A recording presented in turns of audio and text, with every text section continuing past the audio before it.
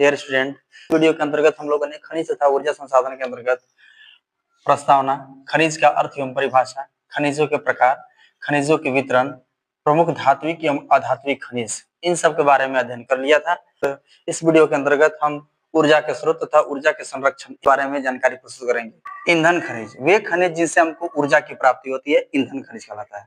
वह खनिज जिनसे ऊर्जा एवं ऊष्मा की प्राप्ति होती है, ईंधन खनिज कहलाते हैं। जैसे कोयला, पेट्रोलियम एवं प्राकृतिक गैस यह ईंधन खनिज है, अर्थात इनके जलाने के बाद ऊष्मा की प्राप्ति। वर्तमान समय में मनुष्य की सभी क्रियाएं जैसे उद्योग, परिवहन, सिंचाई, ईंधन सिंचाई जो है वह ईंधन खनिज पर निर्भर है। वर्तमान समय में मनुष्य की जो अधिकांशतः क्रियाएं हैं जैसे उद्योग, परिवहन, सिंचाई जो है वो ईंधन पर निर्भर है, क्योंकि इन सभी क्षेत्रों में बड़े बड़े मशीनों का प्रयोग किया जा रहा है। को चलाने के लिए ईंधन की आवश्यकता पड़ती है। ईंधन खनिज या ऊर्जा स्रोत, वर्तमान समय में ऊर्जा प्राप्ति के दो स्रोत है। पहला ऊर्जा के परंपरागत स्रोत, दूसरा का ऊर्जा के गैर परंपरागत स्रोत। ऊर्जा के परंपरागत स्रोत, ऊर्जा के गैर परंपरागत स्रोत। ऊर्जा के परंपरागत स्रोत और गैर परंपरागत स्रोत में अंतर। आइए एक बार विशेष रूप से हम इन दोनों को तुलनात्मक अध्ययन के द्वारा जानकारी प्राप्त करते हैं। पहला है परंपरागत, ऊर्जा के परंपरागत स्रोत और ऊर्जा के गैर परंपरागत स्रोत। ऊर्जा के वे स्रोत जिनका प्रयोग ऊर्जा प्राप्ति के लिए मानव प्राचीन समय से करते आ रहा है, यह ऊर्जा के परंपरागत स्रोत कहलाते हैं। अर्थात ऊर्जा प्राप्ति करने के लिए मनुष्य प्राचीन समय से जिसका उपयोग करते आ रहा है, ऐसे स्रोत को परंपरागत स्रोत कहते हैं। जबकि ऊर्जा प्राप्ति के वे स्रोत जिनका प्रयोग मानव ऊर्जा प्राप्ति हेतु वर्तमान समय से प्रारंभ किया है, गैर परंपरागत ऊर्जा के स्रोत कहलाते हैं। अर्थात ऊर्जा प्राप्ति हेतु मानव विभिन्न स्रोतों पर निर्भर हुआ है। मानव जो है ऊर्जा प्राप्ति के लिए प्राचीन समय से जिस पर निर्भर रहा है उसे परंपरागत स्रोत कहते हैं, और ऊर्जा प्राप्ति के लिए हम वर्तमान समय से जाके प्राप्ति कर रहे हैं, ऐसे स्रोत को हम गैर परंपरागत स्रोत कहते हैं। ऊर्जा के वे स्रोत जिनका उपयोग एक बार करने के बाद समाप्त हो जाते हैं, ये परंपरागत स्रोत है। ऊर्जा प्राप्ति के वे स्रोत जिनका एक बार अगर हम उपयोग करते हैं तो वे पूर्णतः समाप्त हो जाते हैं, अर्थात दूसरा बार उपयोग के लायक नहीं होते हैं, ये ऊर्जा के परंपरागत स्रोत कहलाते हैं। ऊर्जा के वे स्रोत जिनका प्रयोग बार बार करने पर भी समाप्त नहीं होते हैं, ये ऊर्जा के गैर परंपरागत स्रोत कहलाते हैं। ऊर्जा के परंपरागत स्रोत अनवीकरणीय संसाधन है, अर्थात इन्हें एक बार उपयोग करने के बाद ये समाप्त हो जाते हैं, अनवीकरणीय संसाधन है। जबकि ऊर्जा के गैर परंपरागत स्रोत नवीकरणीय संसाधन है। ये अनवीकरणीय संसाधन है और ये नवीकरणीय संसाधन है। ये कभी भी समाप्त नहीं होने वाले हैं, ये एक निश्चित समय के बाद अपने आप बन जाते हैं। कोयला, पेट्रोलियम, प्राकृतिक गैस ऊर्जा के परंपरागत स्रोत है, अर्थात इन्हें एक बार उपयोग करने के बाद ये समाप्त हो जाते हैं। जबकि सौर ऊर्जा, पवन ऊर्जा, भूतापीय ऊर्जा और जल विद्युत ऊर्जा जो है वह ऊर्जा के गैर परंपरागत स्रोत है। इनसे भी ऊर्जा की प्राप्ति किया जाता है, इनसे भी ऊर्जा की प्राप्ति किया जाता है, परंतु ये ऊर्जा के परंपरागत स्रोत है, जबकि ये ऊर्जा के गैर परंपरागत स्रोत है। ये स्रोत अत्यधिक महंगे तथा पर्यावरण को हानि पहुंचाने वाले होते हैं। जो ऊर्जा के परंपरागत स्रोत हैं जैसे कोयला, पेट्रोलियम, प्राकृतिक गैस है, ये अत्यधिक महंगे होते हैं और जलने के बाद पर्यावरण को हानि पहुंचाते हैं, अर्थात धुआं निकलता है, अपशिष्ट पदार्थ निकलता है, जिसके कारण पर्यावरण प्रदूषित होता है। जबकि यह साधन सस्ते होते हैं और पर्यावरण मित्र हैं, अर्थात पर्यावरण को नुकसान पहुंचाने वाले नहीं है। खनिजों का संरक्षण, वर्तमान समय में अत्यधिक खनिजों का प्रयोग के कारण खनिजों का भंडार जो है वह समाप्त होने वाला है। चूंकि भंडार खनिज जो है वह अनवीकरणीय संसाधन है, एक बार समाप्त होने के बाद उनका दूसरा बार उपयोग नहीं कर सकते हैं, और यह अनवीकरणीय संसाधन है, इनका भंडार सीमित है। क्योंकि खनिज किसी देश की अर्थव्यवस्था का महत्वपूर्ण आधार है, अतः खनिजों का संरक्षण करना अति आवश्यक है। खनिजों का संरक्षण का मुख्य कारण क्या है? खनिजों का भंडार जो है वो सीमित है, खनिज का भंडार सीमित है, ये अनवीकरणीय संसाधन है। खनिज, सभी खनिज जो है अनवीकरणीय संसाधन है, अर्थात एक बार प्रयोग करने के बाद समाप्त हो जाते हैं। चूंकि यह अनवीकरणीय संसाधन है, अतः इनका संरक्षण करना जरूरी है। खनिज किसी भी देश की विकास का आधार है। अगर किसी देश में खनिज संपदा है या खनिज संपदा से वह देश परिपूर्ण है, भरा पूरा है, तो वह देश अत्यधिक विकसित माना जाता है या विकसित हो सकता है।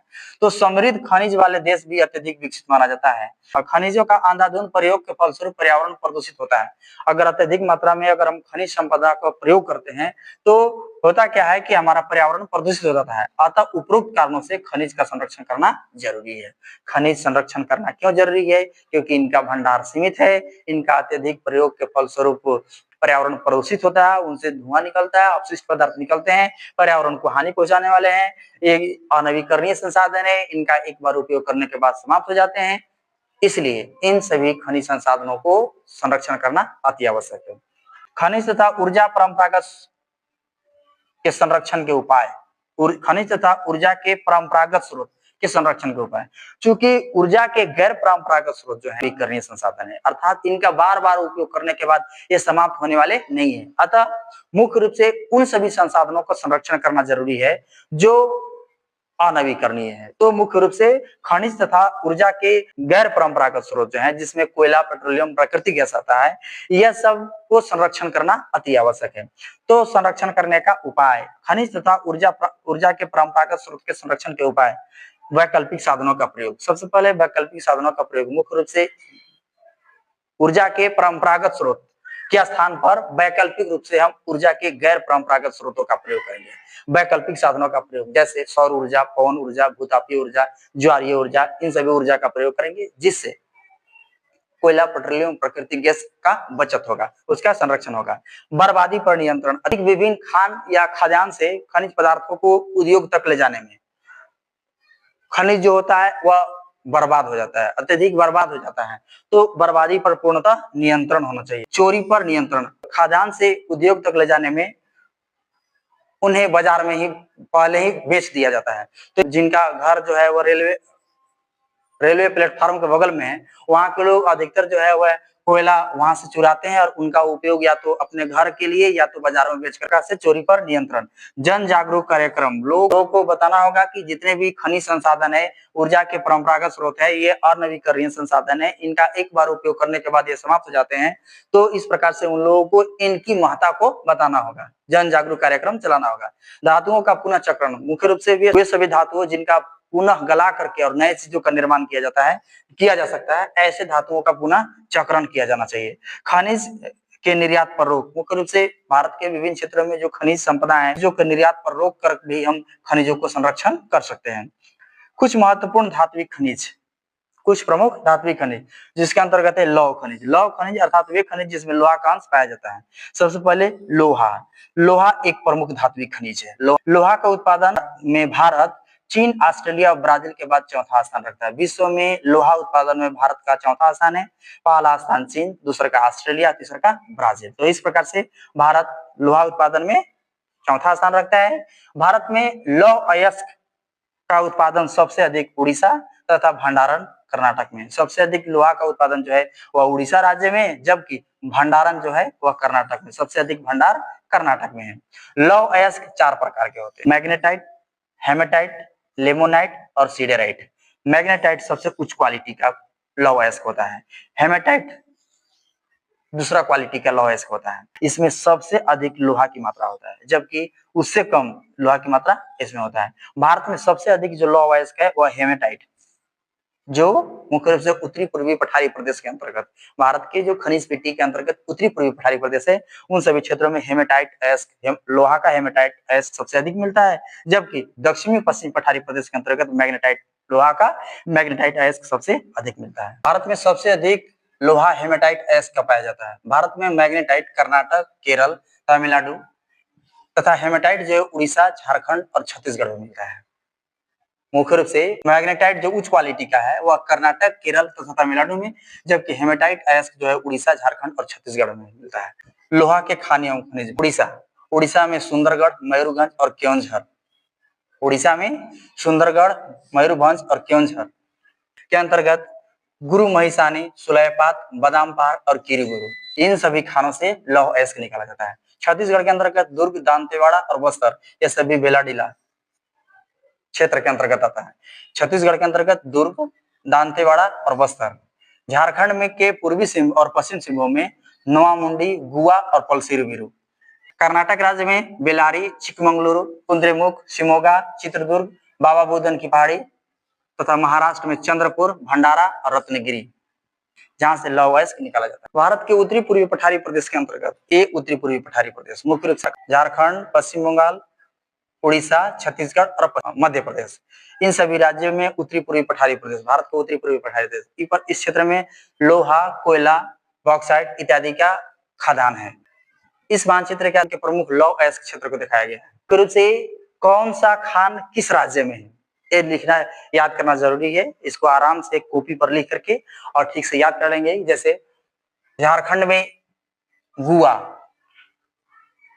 पलसिरीबुरु, नोआमुंडी 3 खाने हैं। छत्तीसगढ़ में दुर्ग, बेलाडीला, दुर्ग और बेलाडीला। उड़ीसा के अंतर्गत मयूरभंज, केवंझर, सुंदरगढ़। उसी प्रकार से महाराष्ट्र में भंडारा, चंद्रपुर, रत्नगिरी। कर्नाटक में धारवाड़, हासपेट, बेल्लारी, शिमोगा, कुंद्रेमुख, बाबा बुदन की पहाड़ी तथा चित्रदुर्ग। आंध्र प्रदेश के अंतर्गत कर्नूल, कुड़प्पा, अनंतपुरम और तमिलनाडु के अंतर्गत सेलम। यह महत्वपूर्ण लौह अयस्क के क्षेत्र हैं। इन सभी क्षेत्रों से लोहा का उत्पादन किया जाता है।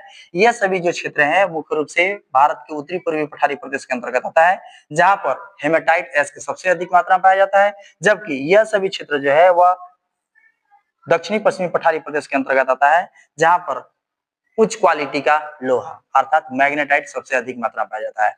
सबसे अधिक लौह अयस्क का उत्पादन उड़ीसा राज्य है। ये उड़ीसा राज्य है, सबसे अधिक उत्पादन उड़ीसा राज्य से, जबकि भंडारण सबसे अधिक कर्नाटक राज्य में। सबसे अधिक भंडारण कर्नाटक राज्य में।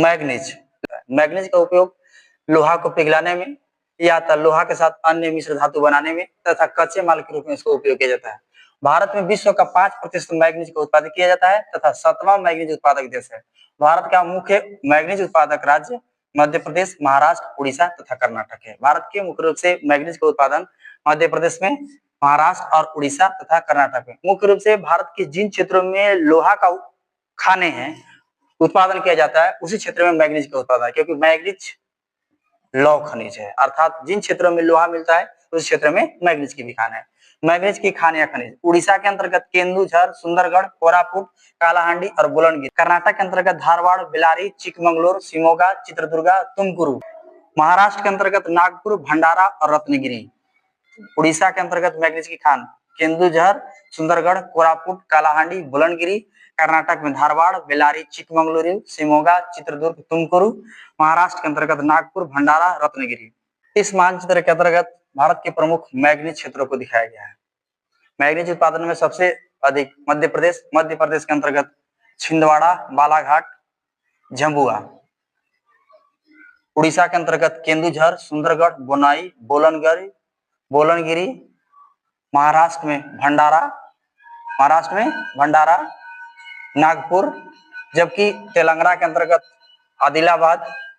कर्नाटक में धारवाड़, बोलनगिरी, शिमोगा, तुमकुरु। यह सभी मुख्य रूप से मैग्नीज उत्पादक क्षेत्र है। भारत के जिन क्षेत्रों में, जैसे मान लीजिए इस क्षेत्र में लौह अयस्क अत्यधिक मात्रा में, इस क्षेत्र में लौह अयस्क अत्यधिक मात्रा में मिलता है, तो जिन क्षेत्रों में लोहा की खान है उस क्षेत्र में मैग्नीज की भी खान है। अलौह खनिज अर्थात जिसमें लोहा का अंश नहीं पाया जाता है उसे अलौह खनिज कहते हैं। अलौह खनिज के अंतर्गत बॉक्साइट एल्यूमिनियम का अयस्क है, अर्थात बॉक्साइट से एल्यूमिनियम निकाला जाता है। यह मुख्यतः लेटराइट निक्षेप अर्थात लेटराइट चट्टानों में पाया जाता है। इसका रंग लाल होता है। बॉक्साइट के उत्पादन में भारत विश्व का 5वां स्थान। भारत जो है बॉक्साइट उत्पादन में विश्व का 5वां स्थान रखता है। भारत में बॉक्साइट उत्पादक राज्य उड़ीसा, झारखंड, गुजरात और छत्तीसगढ़ है। भारत में सबसे अधिक जो है बॉक्साइट का उत्पादन उड़ीसा, इसके बाद झारखंड, इसके बाद गुजरात, इसके बाद छत्तीसगढ़ करता है। तांबा, इसका उपयोग देश के प्राचीन काल से ही किया जा रहा है। तांबा का उपयोग मुख्य रूप से विद्युत उपकरण में या विभिन्न प्रकार के बर्तन बनाने में किया जाता है, तो इसका उपयोग देश के प्राचीन काल से ही किया जा रहा है। इसका उपयोग बिजली मोटर, ट्रांसफर, जनरेटर, विद्युत उपकरण तथा स्वर्ण एवं आभूषण में किया जाता है। मध्य प्रदेश, राजस्थान और झारखंड भारत में तांबा उत्पादक राज्य है। भारत में सबसे अधिक तांबा का उत्पादन मध्य प्रदेश, इसके बाद राजस्थान, झारखंड में किया जाता है।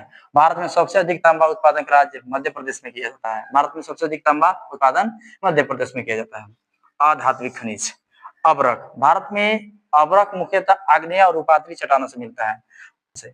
अभ्रक का उपयोग विद्युत और इलेक्ट्रॉनिक उद्योग में किया जाता है। भारत में अभ्रक उत्पादन विश्व में सबसे अधिक किया जाता है, अर्थात भारत अभ्रक उत्पादन में विश्व का प्रथम स्थान रखता है। झारखंड का कोडरमा और गिरिडीह जिला विश्व का सबसे बड़ा अभ्रक रिजर्व क्षेत्र माना जाता है। ऊर्जा के परंपरागत स्रोत, वे स्रोत जिनसे ऊर्जा प्राप्ति के लिए मानव प्राचीन समय से उपयोग करते आ रहा है उन्हें ऊर्जा के परंपरागत स्रोत कहते हैं।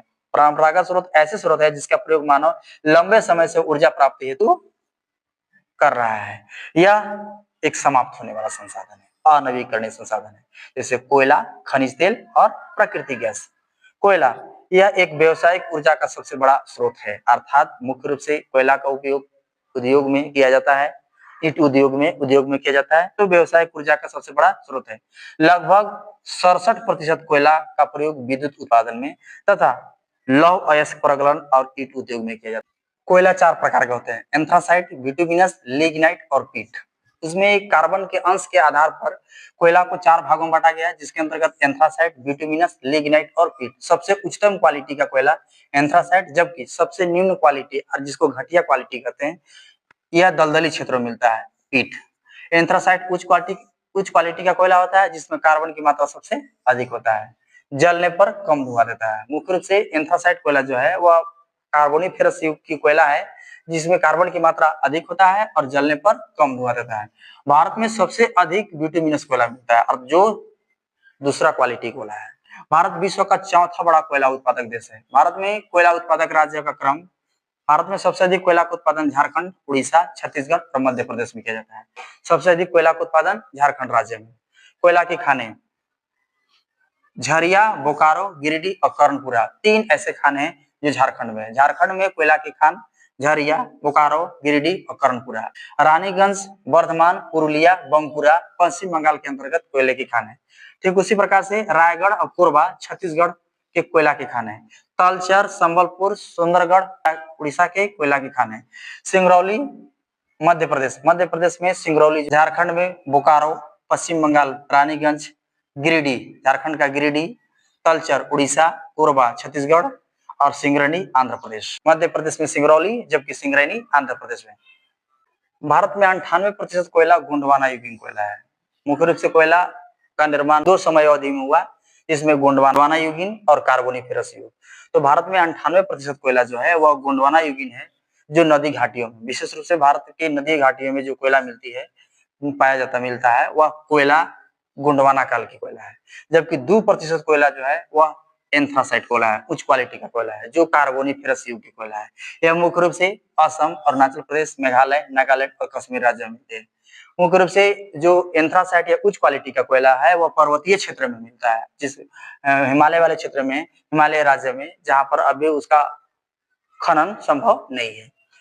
पेट्रोलियम लैटिन भाषा के 2 शब्द से मिलकर बना है, पेट्रो तथा ओलियम से मिलकर बना है, जिसका शाब्दिक अर्थ होता है चटानी तेल। भारत में पेट्रोलियम का उत्पादन सबसे अधिक अपतटीय क्षेत्र में होता है। इसके बाद राजस्थान, गुजरात और असम में किया जाता है। महाराष्ट्र के पेट्रोलियम उत्पादक क्षेत्र मुंबई हाई, नीलम, हीरा, B173, आलिया भट्ट, जबकि डिगबोई, नाहरकटिया, सुरमा असम के तेल उत्पादक क्षेत्र है। अंकलेश्वर, कलोल, महेसना गुजरात के तेल उत्पादक क्षेत्र है। प्राकृतिक गैस जो वो पेट्रोलियम के साथ मिलता है और स्वतंत्र रूप से भी मिलता है। भारत में पेट्रोलियम गैस का 64% अपतटीय क्षेत्र में तथा 36% जो है स्थलीय क्षेत्र का भंडार है। ऊर्जा के गैर परंपरागत स्रोत, ऐसे स्रोत जिसका प्रयोग मानव ऊर्जा प्राप्ति के लिए निकट समय से शुरू किया है, ऐसे स्रोत को ऊर्जा के गैर परंपरागत स्रोत कहते हैं, जैसे सौर ऊर्जा, पवन ऊर्जा, भूतापीय ऊर्जा, बायोमास, तरंग तथा लहर।